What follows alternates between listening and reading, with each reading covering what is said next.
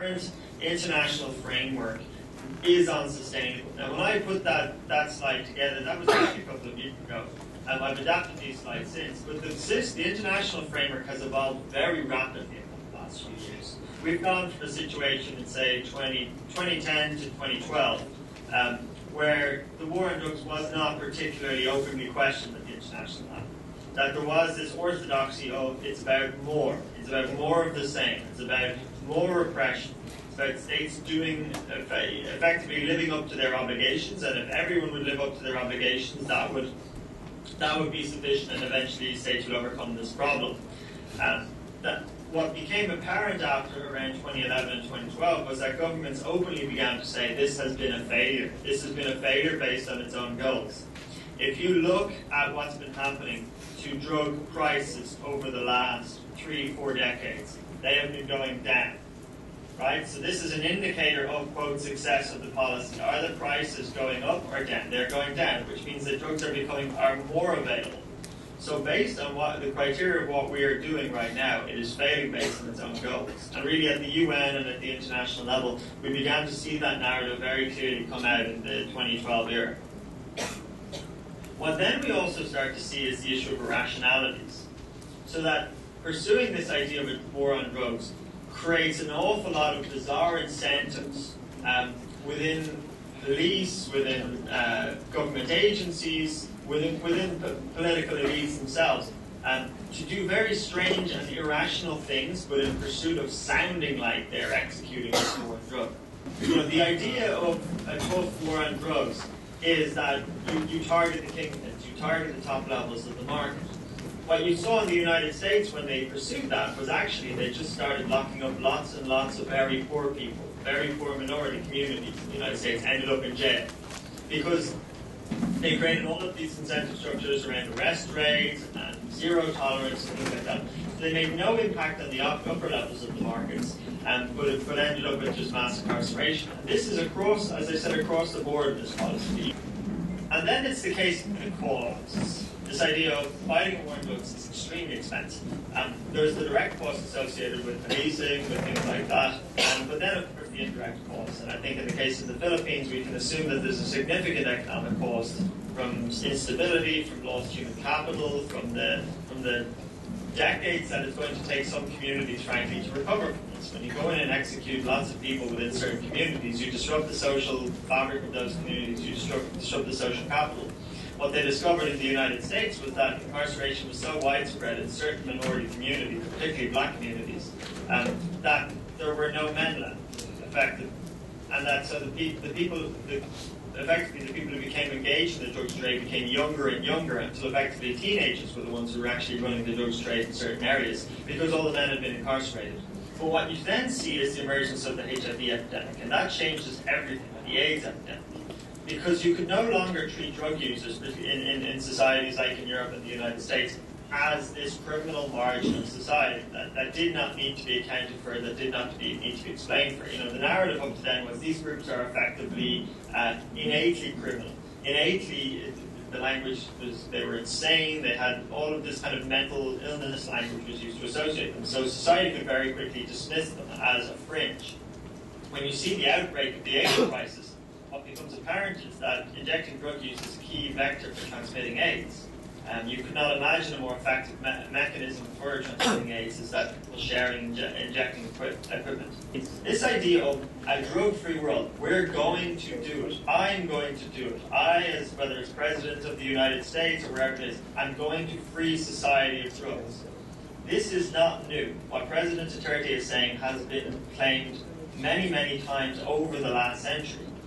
The thing is, every single time it has failed, and the last UN special session was a clear example of that. And the UN will not make such a statement again because they've been so embarrassed by that one. So when the most recent strategic session met last year, it was around this idea of moving towards a world without drug abuse, but it wasn't a sense of a drug-free world, we can do it, come on, and all states need to just pull together in this direction. It's a sense of this is a complex problem. There are many, many, many ways to deal with it. There are many models around the world for how to deal with it, whether it's Switzerland that effectively gives heroin to certain long-term consumers or recognizing that somewhere like China it will be far more repressive in the model. Regardless, he will lose that battle. That is out of the bag. States have, the sixth largest economy in the world, California, has voted to legalize marijuana. You don't turn the clock back on that. And I think he may set the national legalization back by 5 or 10 years. So we were initially, even conservative estimates were saying within 10 years, the United States nationally will have a legalized marijuana framework. We may be looking at 15 to 20 now.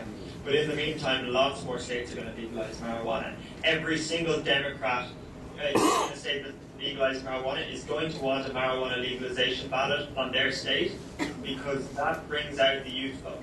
That brings out people who traditionally vote their way. So there's all of these incentives in favor of that. It is a complex issue, and it's certainly anyone who says that there's a simple answer to this, whether it's repression, as President Duterte argues, or whether it's simply just legalize everything and that will make all the problems go away, both of those arguments are false. This is a very complex issue. This is an issue that requires broad social management, like a lot of issues. You cannot simply just find one way around this. You need to have a broad societal response to it. You need to have an integrated response to it. And these are some of the directions that we think policy should be going. Which is effectively, if you look down to the third one, it is this idea of shifting to asymmetric and targeting enforcement and drug traffic organizations.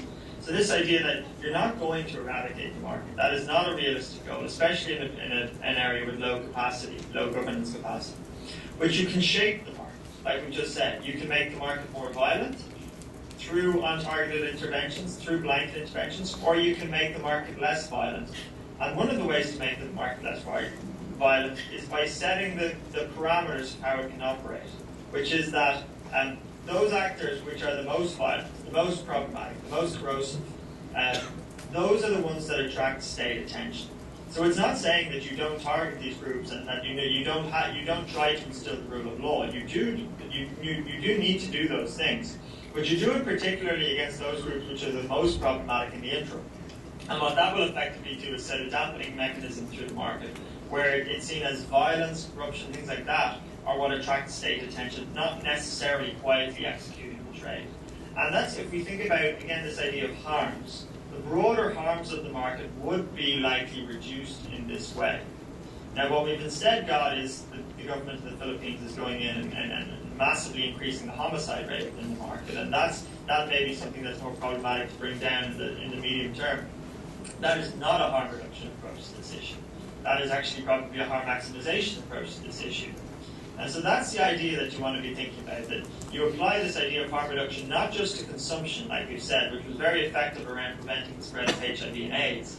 You apply the idea of harm reduction to all parts of the market, whether it's the supply or whether it's the middle parts of the market. We knew spraying coca didn't work. We knew it was extremely expensive. Probably, one of the estimates was it cost $100,000 to spray enough to remove $5,000 of value from the markets. The cost-benefit analysis didn't add up. And then you think of all the long-term implications for these communities. And yet we continue to do it. And yet the government there, supported by the United States, continue to do it. And this highlights the kind of, well, we don't have an answer, so let's just do something. We can't solve the problems in the Philippines around corruption and governance and security and things like that. So let's just go in and have a war on certain communities. That's going to at least be perceived to be doing something. And if you could click to the next slide. And this is when I met with some of the communities there, and the sense from them was there is no state interaction with them. They did not have any sense of coherent government development policies or anything like that. And so if we actually start to think of this as a development issue, we're starting from a zero baseline, that there hasn't been an ability to think about drug policy as a development issue previously. We thought of it as a law enforcement, we thought of it as something that had to be eradicated. And now we actually are having to think about this, okay, what does a coherent development policy on drugs look like? And what I've shown now is a case on rural environments. And these communities, extremely removed from the central government, have no real interaction except with the military, which they perceive as an invading force. But if we also now think of development within urban communities, that's exactly what we're going to have to start thinking about as well. And I think what President Duterte is doing is not in any way can be perceived as a development approach to drugs. Of course not. It's an extreme form of repression that is not really following development, that is effectively anti-development. But when we get beyond that, and someday we will, hopefully sooner rather than later, then we need to start thinking about what does a development approach to drugs look like in urban environments.